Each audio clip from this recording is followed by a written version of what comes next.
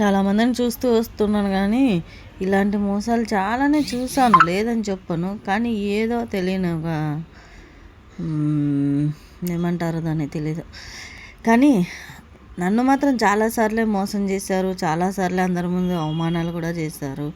కానీ నేను ఎందుకు సైలెంట్గా ఉన్నానంటే, సైలెంట్గా ఏం లేను. నేను కూడా కొన్నిసార్లు వాళ్ళతో మాట్లాడుకోకుండా అయిపోవడం అన్నీ జరిగాయి, లేదని చెప్పను.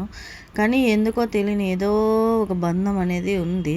కానీ ఆ బంధాన్ని కట్టుబడ్డాను. కానీ ఇంక మీదట అది కూడా వద్దనిపించేసింది. ఇక వదిలేసుకుందామని అనిపిస్తుంది. ఎందుకంటే ప్రతిసారి మోసపోవడం, ప్రతిసారి అవమానాలు పాల్పడడం మంచిది కాదు కదా. అది అది అది ఎన్ని రోజులని ఇదే అవుతుంది. అందుకనే మనమే ఊరికే దూరంగా ఉంటే ఏది ఉండదు.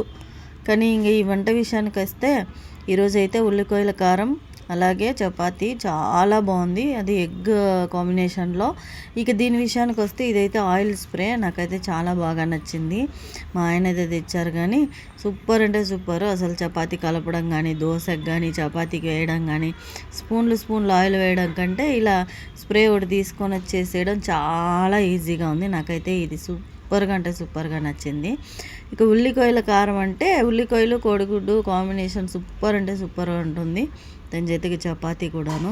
నేను చెప్పేది ఏమంటానంటే, ఎవరైనా కానీ, ఏ బంధువులైనా కానీ మనకు మర్యాద ఇచ్చి, మన దగ్గర కరెక్ట్గా ఉంటే మనం కూడా వాళ్ళ దగ్గర కరెక్ట్గానే ఉండాలి, కరెక్ట్గానే మర్యాద ఇవ్వాలి.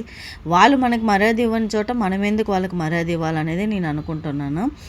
ఇది నేను చాలాసార్లు అనుభవించాను, చాలాసార్లు ఇది చూశాను. కానీ ప్రతిసారి ఇలాగే మోసపోతూనే ఉన్నాను. ఎన్నిసార్లు నేను దూరం పెట్టినా కూడాను మళ్ళీ నాకు దగ్గర అవుతారు, మళ్ళీ నన్ను మోసం చేస్తారు. ఇవన్నీ చూసి ఈసారి అయితే బాగా ఫిక్స్ అయిపోయాను. ఎవరితోనూ మాట్లాడకూడదు, అందరితోనూ మౌనంగానే ఉండాలని. Please subscribe to my channel. Thank you.